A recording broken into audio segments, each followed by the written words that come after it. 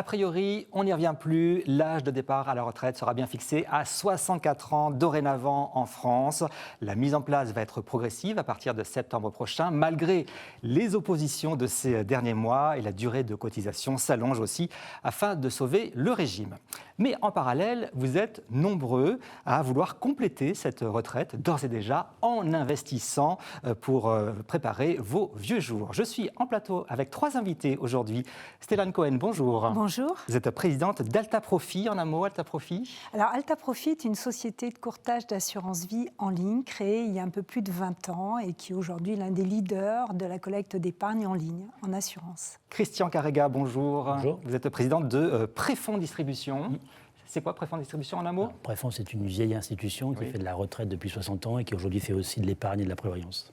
Et Brice Gimeno, bonjour. Bonjour. Vous êtes président de DS Investissement Solutions. Tout à fait. Votre entreprise, en un mot? Une solution de conseil en produits structurés, qui sont des unités de compte qu'on va retrouver à l'intérieur des contrats d'assurance vie. Et on va détailler tout cela, bien entendu. Alors, nous allons être très pédagogiques aujourd'hui, très concrets, avec 3 parties dans cette émission. Tout d'abord, on va voir si cet âge de 64 ans change quelque chose à la stratégie d'investissement. Ensuite, on va bien vous expliquer les 2 enveloppes qui permettent de préparer la retraite, le PER et l'assurance vie. Et enfin, vous saurez tout sur les supports d'investissement au sein de ces enveloppes. Allez, bien choisir pour préparer ses placements retraite, c'est parti.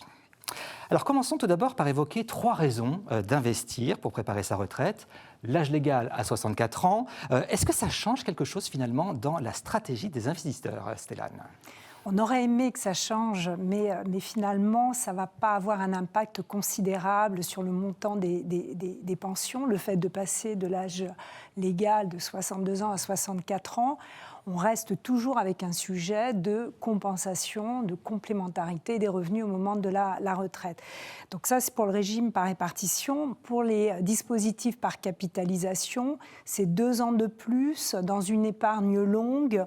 L'incidence, là aussi, sera très faible. C'est toujours intéressant d'avoir en tête le taux de remplacement, c'est-à-dire mon dernier salaire. Que représentera-t-il au moment où je vais basculer à la retraite? Et là, aujourd'hui, on parle entre 55% et 65% en fonction des professions. Donc, c'est quand même très faible. Et il y a un déficit là qu'il va falloir compenser par des dispositifs par capitalisation. Et on perd quasiment la moitié de son salaire, hein, soyons nets. C'est ça la réalité de la retraite. C'est une réalité. Christian Carrega, vous avez quelques chiffres justement sur l'espérance de vie pour bien qu'on fixe le décor? Oui, on va vivre vieux, longtemps, et dès à présent, l'OCDE montre que les Français sont parmi les populations des pays développés qui passent le plus de temps à la retraite, 28 ans pour une femme et 24 ans pour un homme, et donc il y a besoin de mettre un peu d'argent de côté pour tenir ces durées aussi longues à la retraite. Brice Gimeno, 62 ou 64 ans, pas vraiment de différence finalement pour les investissements? Non, pas vraiment de différence. C'est l'état d'esprit de l'investisseur en fait qui est important. Est-ce que ça va lui permettre de se projeter un peu plus longtemps dans cette période de capitalisation dans sa durée de travail, ou est-ce qu'il va vouloir prendre un peu plus de risques parce que son horizon finalement de placement est un peu plus lointain, mais globalement c'est pas significatif. Alors on dit quand même qu'il faut investir tôt pour préparer sa retraite. Les placements retraite sont-ils réservés aux moins de 50 ans? Évidemment non. Non. Évidemment non. L'idéal, c'est d'essayer de trouver le placement qui correspond en fait à ce qu'on veut au moment où on le veut, à 30 ans, à 40 ans, à 50 ans. Effectivement, dans l'état d'esprit général, je prends plus de risques à 30 ans parce que j'ai un horizon de placement qui est beaucoup plus lointain. Puis si j'ai une petite perte, j'arriverai à la compenser. Et des placements un peu plus sécuritaires, dès que j'approche les 50-60 ans, je peux moins me permettre de perdre de l'argent. J'aurai moins de temps pour pouvoir récupérer. Et donc cette classe d'actifs de produits structurés permet effectivement de trouver la solution la plus adaptée. Est-ce que je veux plus de risques avec plus de rendement ou moins de risques, plus de capital protégé, voire même garanti au terme du produit. Alors Stéphane Cohen, vous nous dites clairement qu'il faut épargner de toute façon le plus tôt possible pour préparer sa retraite? Oui, le plus tôt possible parce qu'on a ce champ, cet horizon de placement qui apporte finalement cette flexibilité, cette souplesse pour la constitution de ce capital qui permettra d'avoir des revenus complémentaires. Et finalement, avoir une épargne comme ça régulière, ça permet plusieurs choses. Bon, déjà, c'est un peu plus indolore. Et puis, on peut avoir aussi, dans une carrière professionnelle, des moments où on a une capacité d'épargne plus importante, nos moments où on est un peu plus en économie. Donc, c'est toujours intéressant d'avoir cette durée la plus longue possible pour pouvoir effectivement s'adapter.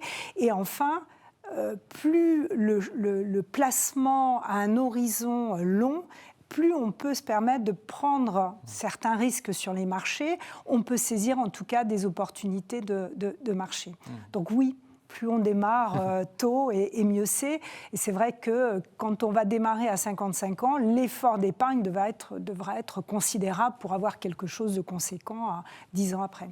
Alors justement, Christian Carregas, je voudrais qu'on fasse des petits calculs avec vous. Selon qu'on commence à épargner à 25 ans, à 45 ans ou à 55 ans, par exemple. Qu'est-ce que vous pourriez nous dire ? Alors déjà, il ne faut pas laisser à penser qu'après 50 ans, il est trop tard. Oui, j'ai bien compris. Qu'un tiers de nos nouveaux clients ont plus de 50 ans. Ah oui. Alors, globalement, si je démarre à 25 ans, en démarrant à 75-80 € par mois, en ayant une épargne qui va progresser régulièrement et un effort qui va s'accentuer avec le temps, j'aurai à 64 ans une rente de l'ordre de 280 €. Si j'ai 45 ans et que je démarre, on va plutôt observer des cotisations autour de 190 € par mois, avec une progression là aussi régulière.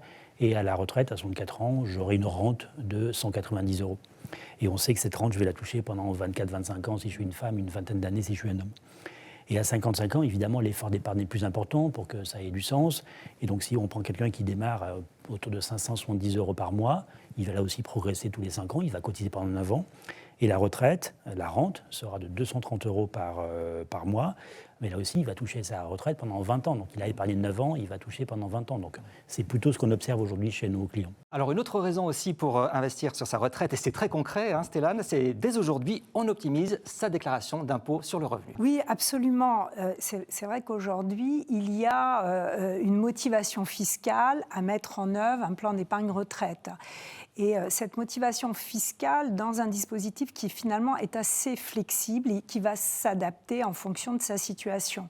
On peut très bien décider de déduire la totalité des cotisations qu'on va verser sur le PER, qui encore une fois sont facultatives, c'est rien d'obligatoire.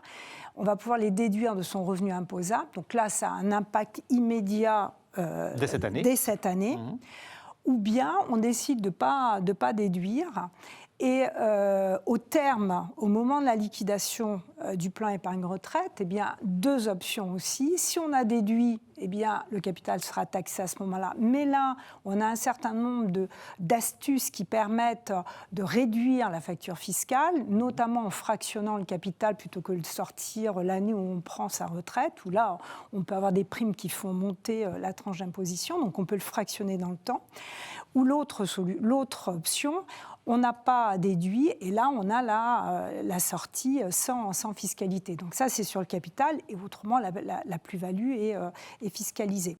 Donc c'est conditionné, c'est plafonné, c'est 10% du revenu professionnel ou 10% du PASS, mais ça reste quand même une belle motivation fiscale pour mettre en place un dispositif de plan épargne-retraite dès à présent.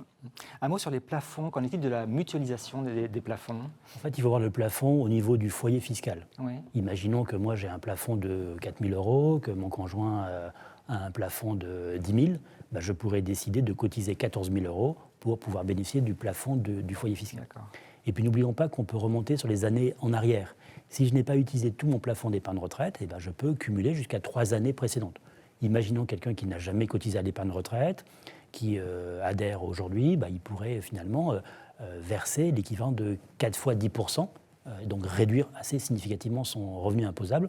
On le voit bien d'ailleurs, je le disais tout à l'heure, pas mal de nos nouveaux clients viennent à 55, voire plutôt de la retraite, avec un vrai effet fiscal. Je viens verser une somme importante, je réduis mon revenu imposable et à la retraite, je serai moins imposé, donc j'ai un avantage de différé fiscal finalement. Voilà, alors on a vu les raisons d'investir pour préparer sa retraite. 62 ou 64 ans, finalement, l'investissement reste toujours primordial. Il vaut mieux commencer à épargner tôt, on l'a bien compris, et en plus, on a des avantages fiscaux. Je vous propose maintenant de passer en revue les 2 produits les plus efficaces pour préparer sa retraite. Vous en avez bien sûr entendu parler, ces 2 enveloppes sont le PER, le plan épargne retraite, et l'assurance vie. On rappelle tout d'abord les avantages du PER, tout d'abord, Christian. Le PER, comme son nom l'indique, est fléché retraite, un plan d'épargne en retraite. Alors, le PER, depuis la loi Pacte, a apporté des nouveautés intéressantes, plus de souplesse, plus de flexibilité. Quand je vais partir à la retraite, je vais pouvoir choisir du capital fractionné, de la rente, mélanger un peu les deux. Donc, je choisis ce que je veux. Et puis le PER permet de sortir en cours d'épargne. Par exemple, pour acheter la résidence principale. On ne l'a pas dit, mais un des premiers conseils à la retraite, c'est de diminuer les charges et donc acheter la résidence principale. Et de ce point de vue-là, il y a un petit sujet fiscal, mais de ce point de vue-là, la sortie du PER possible pour acheter la résidence principale a un vrai intérêt. Enfin, il y a un sujet fiscal, c'est que je vais pouvoir choisir à l'entrée si je veux bénéficier de l'avantage fiscal ou si je préfère limiter la fiscalité à la sortie, auquel cas, à l'entrée, quand je ne paye pas d'impôt, ce n'est pas la peine de bénéficier de ce produit-là. Alors, autre élément aussi, on peut choisir entre la gestion profilée et la gestion pilotée. Absolument. C'est la gestion, enfin la loi Pacte a prévu, donc le législateur a prévu cette option de gestion profilée, donc horizon retraite, qui permet de désensibiliser donc le capital au risque. Plus on approche de la retraite. C'est assez mécanique, c'est une allocation d'actifs qui est réalisée par les assureurs, mais on voit de plus en plus aussi dans les pairs aujourd'hui de la gestion pilotée avec donc un mandat qui est donné à un professionnel de la gestion d'actifs qui va gérer l'épargne de façon la plus optimale et en répondant bien sûr à des critères de risque.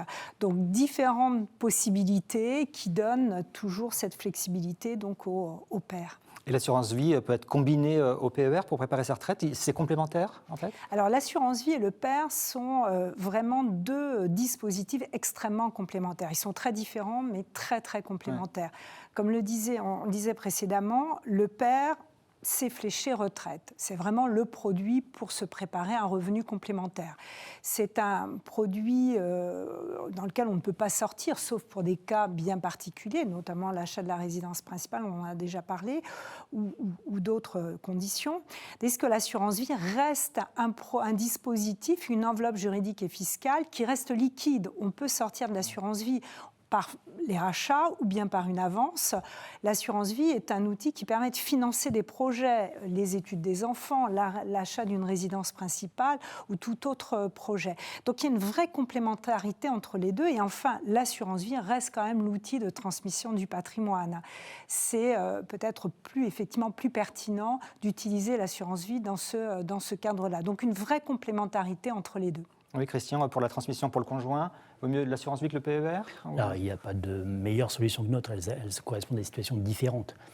C'est vrai qu'en matière d'assurance vie, je peux choisir plus facilement les personnes auxquelles je vais léguer mon épargne, que si j'ai versé avant 70 ans, les premiers 152 500 € ne seront pas imposés.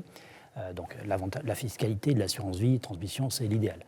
Après, il y a une petite astuce, un intérêt pour le PER, c'est que si j'ai accumulé un PER et que finalement je n'en ai pas besoin pour avoir des revenus à la retraite, et que mon conjoint est le bénéficiaire, il ne touchera pas d'impôt au moment de mon décès. Là, il y a une fiscalité qui est attrayante sur le sujet.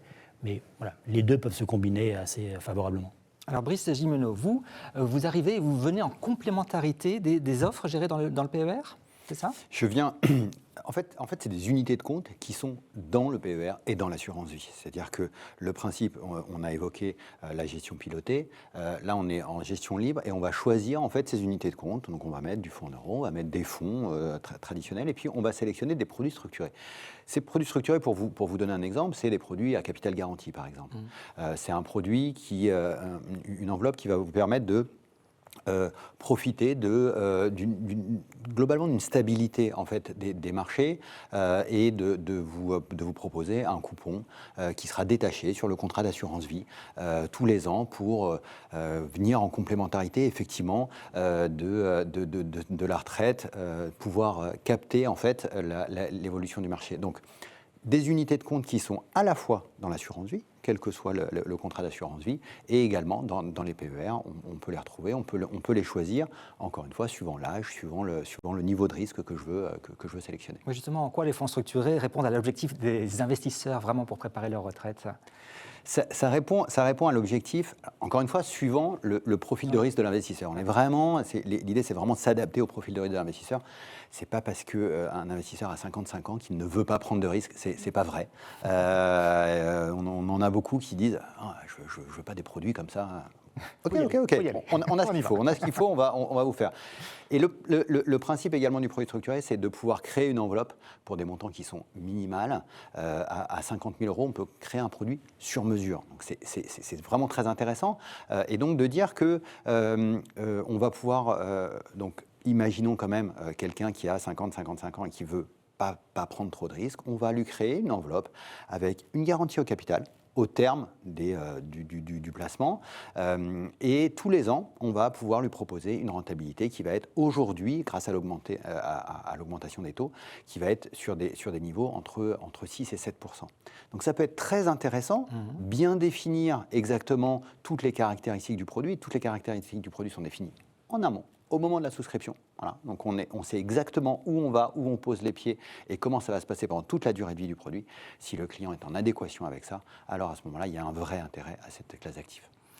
Stéphane Cohen, votre avis justement sur les fonds structurés?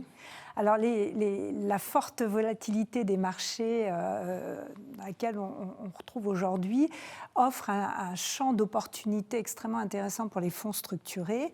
On peut avoir du capital garanti, et là, ça a une vraie pertinence dans un produit d'épargne longue. Et on arrive à avoir aussi un coupon, finalement, qui surperforme le traditionnel fonds en euros et protège un peu plus de capital face à l'érosion monétaire. Donc oui, le fonds structuré a tout à fait sa place dans une allocation d'actifs, que ce soit en assurance vie que dans un plan épargne-retraite. Alors voilà pour ce tour d'horizon des enveloppes qui existent pour préparer sa retraite au mieux. Entrons maintenant dans le détail pour vous aider à choisir les supports les plus adaptés à votre situation. Alors, comment choisir les supports d'investissement au sein de son PER et au sein de son contrat d'assurance vie? Quels sont les critères à étudier? Christian Garriga, sur quel point vous voulez insister, vous? Alors moi, j'ai une position un peu décalée. La retraite, je dis, c'est avant tout de la sécurité. Ouais. Pour une raison simple. C'est souvent une question de timing. C'est vrai que l'horizon est long, mais imaginez que je prenne ma retraite au moment d'un krach boursier, que les marchés sont effondrés. Qu'est-ce que je fais? Mes revenus, j'en ai besoin tout de suite. Je ne vais pas attendre 3 ans. Donc, moi, la logique, c'est de dire la retraite, la sécurité, je ne joue pas ma retraite en bourse. Par contre, l'assurance vie en complément, pour le coup, là, ça a du sens. Je peux diversifier, prendre du risque et pouvoir accepter de perdre potentiellement à un moment donné parce que je sais que dans la durée, je vais me refaire. C'est pour ça que l'idée est de privilégier des régimes en euros ou des contrats en points qui apportent cette sécurité-là et pour lesquels, c'est le deuxième élément, la garantie est portée par l'assureur. Ce n'est pas le particulier qui porte lui-même sa garantie, c'est l'assureur qui va jouer ce rôle-là. Brigitte Munot, le paramètre du risque, c'est très important. Oui, évidemment, c'est très important. C'est un des paramètres de la construction d'un produit structuré.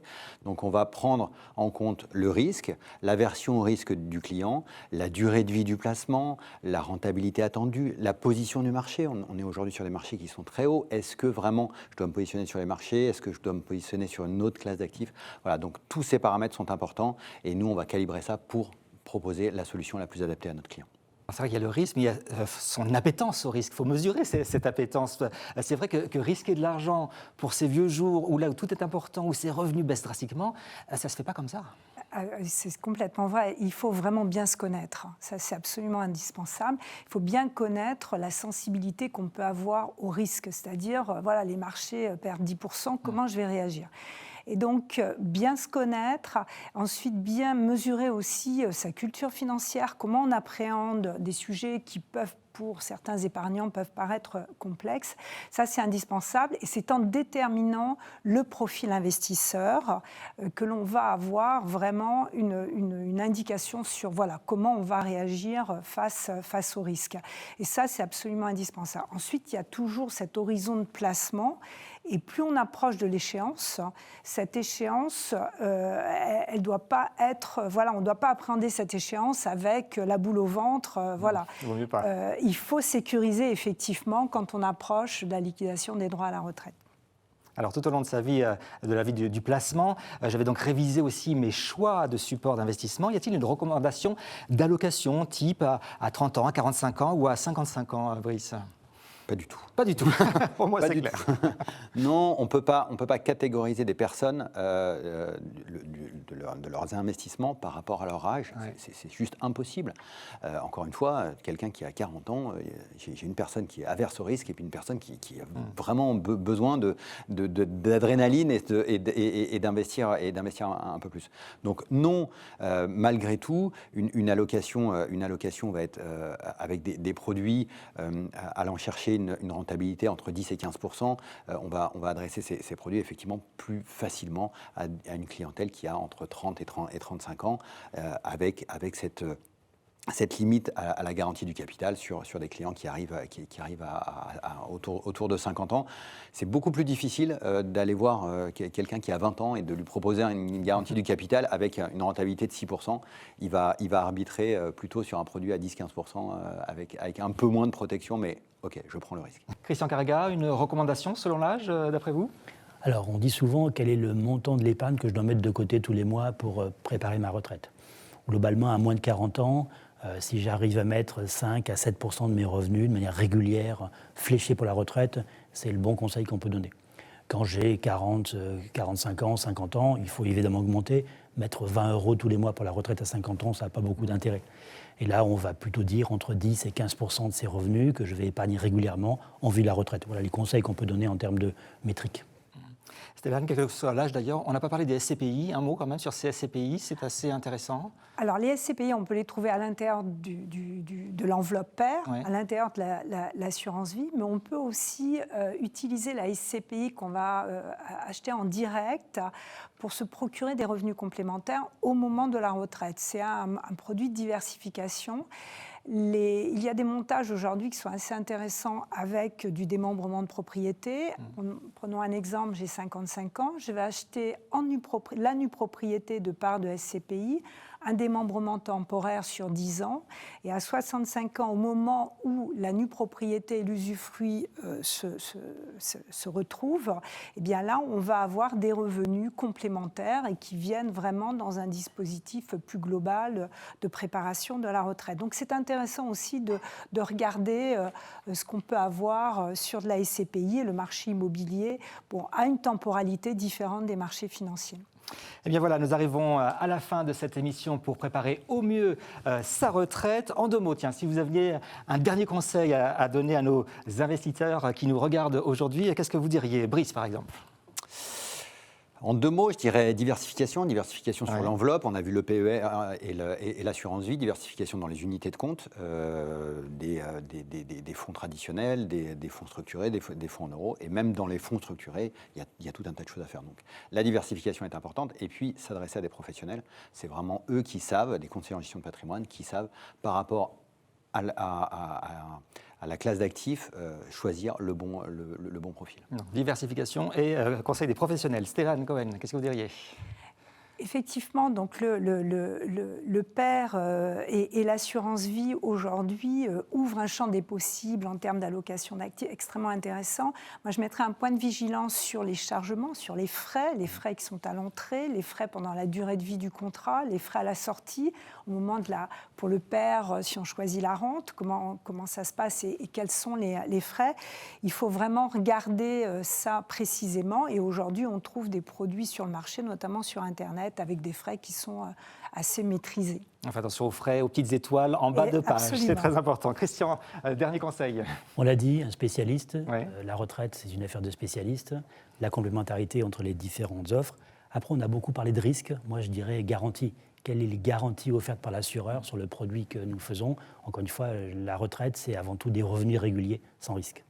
Eh bien, merci à tous les trois. Stéphane Cohen, je rappelle que vous êtes présidente d'Alta Profit, Christian Carrega, président de Préfonds Distribution, et Brice Gimino, président de DS Investissement Solutions. Merci. Je vous signale que vous pouvez poser toutes les questions que vous souhaitez à nos trois experts par email. Leurs coordonnées s'inscrivent dans le générique de cette émission. Merci et à bientôt.